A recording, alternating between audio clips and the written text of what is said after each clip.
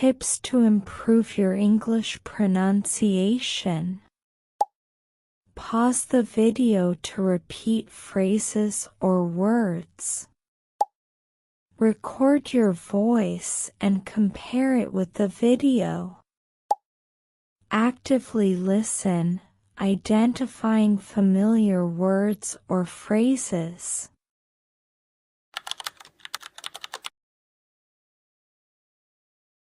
I joined military training because I wanted discipline and a stronger body. I expected hard exercises, early mornings, and strict rules. What I did not expect was that everything would be in English. On my first day, I walked through the gate with my bag and a nervous smile. I knew only basic English, so I hoped it would be enough. But as soon as I arrived, I realized this place would test me in a new way. The instructors spoke loud and fast, like they were pushing the air itself. They shouted commands such as "line up" and "move now." Their words hit me like a storm. I understood a few sounds, but not the meaning. I watched the other recruits and tried to copy them. Sometimes I moved too late, and sometimes I moved the wrong way. My heart beat fast because I didn't want to look weak. Still, I kept trying, even when I felt confused. During the first drill, an instructor yelled, "Drop down." I froze for a second, not sure what to do. I saw people go to the ground, so I did it too. Then he shouted, "Stand up," and I stood. Next came a run, and I ran, trying to stay with the group. My legs could handle the work, but my mind was tired from guessing. I felt nervous, but also excited because I could feel myself learning. Each command was like a new puzzle piece. Later, we practiced carrying equipment and moving as a team.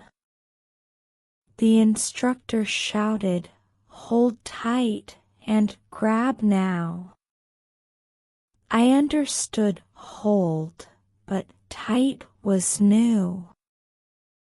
I made a mistake and almost dropped the gear, but I caught it in time. I heard a few recruits laugh softly, and my face felt hot. But one recruit near me whispered, "Tight means strong, don't let go." That small help made me feel less alone. I repeated the phrase in my head, "Hold tight, don't let go." By the end of the day, my arms ached and my shirt was wet with sweat. But inside, I felt stronger in a different way. I learned that being strong is not only about muscles. It is also about understanding, reacting, and staying calm under pressure. In this training, words were like tools, just as important as boots and gloves. As I lay in my bunk that night, I promised myself I would learn the commands one by one. Tomorrow, I would listen better, move faster, and become stronger in both body and English. The next morning, the instructors were even louder than before. They shouted, "Catch it! Hold tight! Grab now! Move fast!" The words came so quickly that they felt like noise. I tried to react, but my body didn't know what to do. When they yelled, "Catch it," I looked around, confused. When they yelled, "Grab now," my hands moved too late. I felt like I was always one step behind everyone else. My chest tightened with stress, but I kept trying.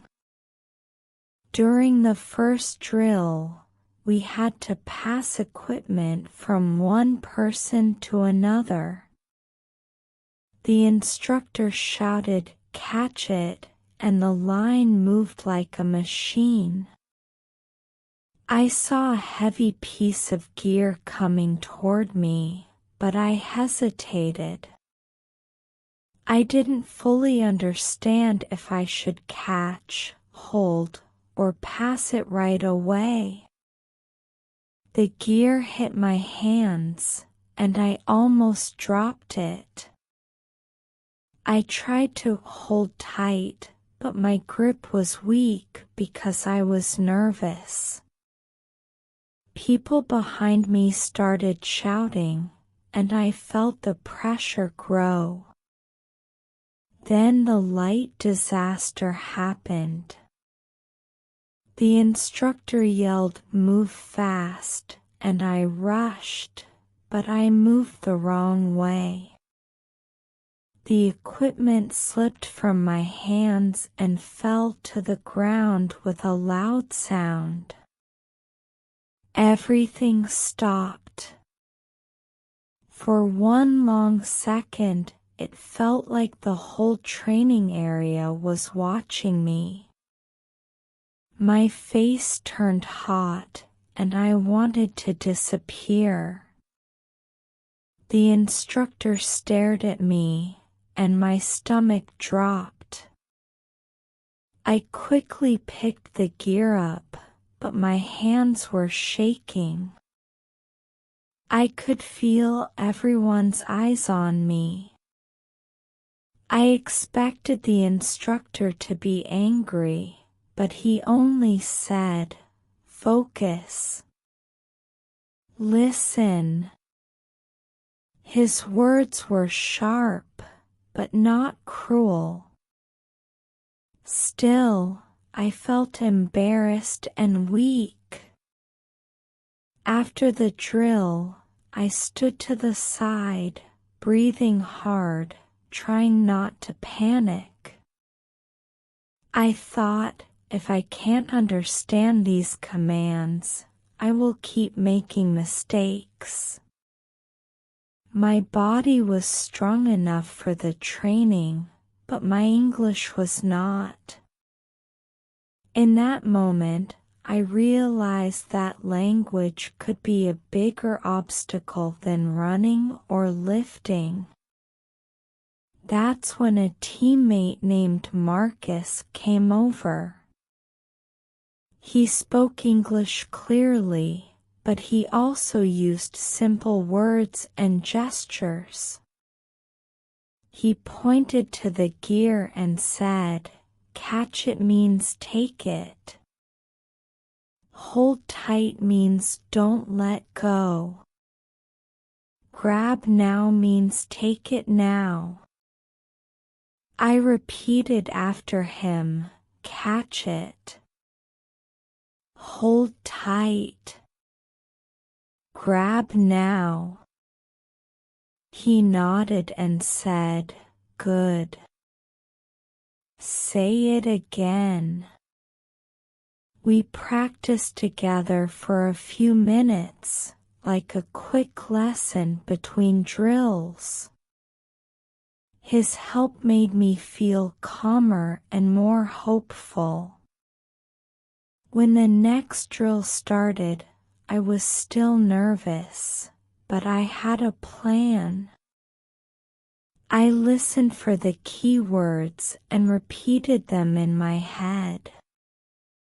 Catch it, hold tight, grab now, move fast. This time, my hands reacted faster, and my feet moved in the right direction. I wasn't perfect, but I did better than before. At the end of the session, Marcus gave me a thumbs up. I smiled, feeling thankful. I knew I still had a long way to go, but I also knew I wasn't alone. And now, the commands were starting to make sense. Today the training felt harder, like the instructors wanted to test my limits. We had to move equipment across a narrow path while following shouted English orders. The main instructor yelled, "Grab now. Move fast. Hold tight without any pause." I tried to keep up, but my mind was slow and my hands felt clumsy. I told myself to stay calm, yet the pressure made my breathing quick and shallow. Then the exercise became dangerous, and I did not understand the next command. I heard something like "clear the line," but the words did not click in my head. I froze for a second, standing in the wrong place with the gear in my hands. A teammate rushed past me, and our shoulders almost hit, nearly causing a fall. The instructor shouted again, and my stomach dropped because I knew I could have hurt someone. For a moment, I felt stuck, like my feet were glued to the ground. I wanted to say sorry, but I couldn't even find the voice for it. I looked at Marcus, and he shouted one word to me, "Move." That word was clear, and my body finally reacted, stepping to the side quickly. My heart was pounding, but at least I was moving again and the danger passed. After that, I forced myself to listen only for key words I already knew. I heard "catch it," and I caught the strap before it hit the ground.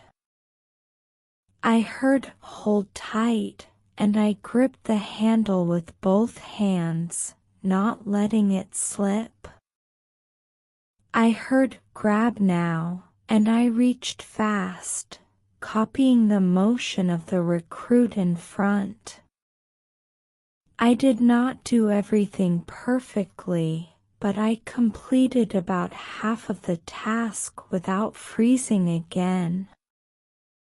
When the drill ended, sweat ran down my face, and my arms were shaking. The instructor didn't praise me, but he nodded once, and that felt like progress. Marcus said, "You're learning under pressure. That's the real training." I realized English here was not just a class or a hobby, it was survival. If I practice every day, the words will become natural, and my body will stay safe. The day of the obstacle course arrived, and I could feel the tension in the air. The instructors told us this was a test of strength, focus, and quick reaction. They warned us that every stage depended on English commands: jump, crawl, lift, hold, run. I repeated the words in my head while tightening my gloves and checking my shoes. I was still nervous, but I also felt ready to fight for my progress. At the start line, the instructor shouted, "Run," and everyone moved at once. I ran with the group, but when he yelled, "Jump," I reacted late and hit the rope with my foot. I stumbled forward, almost falling, and my face turned hot with embarrassment. Then he shouted, "Crawl," and I dropped too slowly, losing more seconds. For a moment, my old fear returned, and I thought, not again. I forced myself to breathe and remember the lessons from Marcus and the earlier drills. I told myself, listen for the key word, say it in my mind, then move. When I heard jump, I jumped cleanly over the next low wall. When I heard crawl, I went down fast and moved under the net with control. Each correct reaction felt like a small win, building my confidence step by step. Soon we reached the heavy section where we had to lift a wooden box and carry it. The instructor shouted, "Lift," and I grabbed the handles and raised it with my legs. He yelled, "Hold," so I kept the box close to my body and didn't let it swing. Then he shouted, "Run," and I moved forward, breathing hard but staying steady. I was surprised because I understood everything, and my body followed without hesitation. The final obstacle was the hardest, a tall wall with a rope and a narrow platform. In the past, I would have stopped and panicked, but this time I kept moving. I heard "hold tight," and I gripped the rope, pulling myself up with strong arms. I climbed over the top and jumped down, landing safely and still running forward.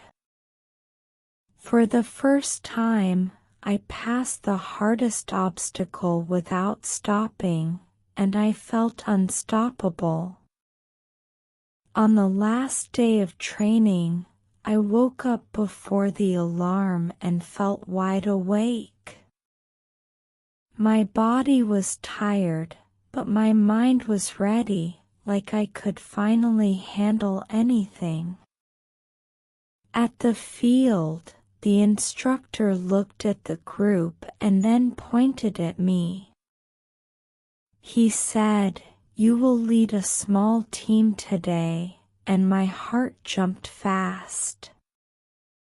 I was surprised, but I also felt proud, because I knew I had earned this moment.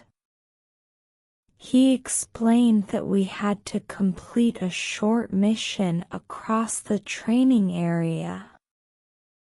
There would be equipment to carry, quick turns, and a final sprint to the marker.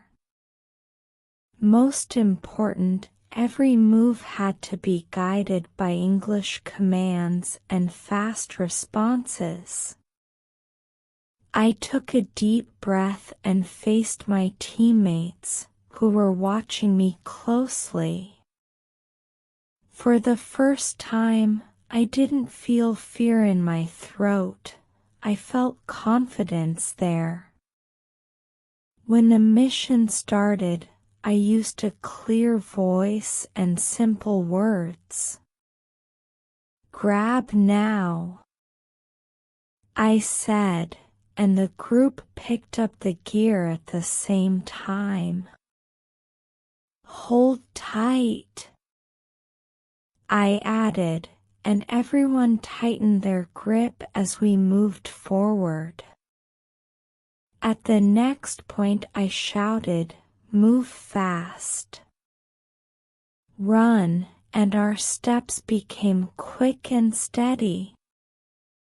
I could hear my own English sounding natural, and it made my body feel stronger too. Halfway through, one teammate hesitated near a narrow path with loose stones. In the past, I would have frozen too, but now I stayed calm and guided him. "Slow down," I said, then, "Step left, good, now jump."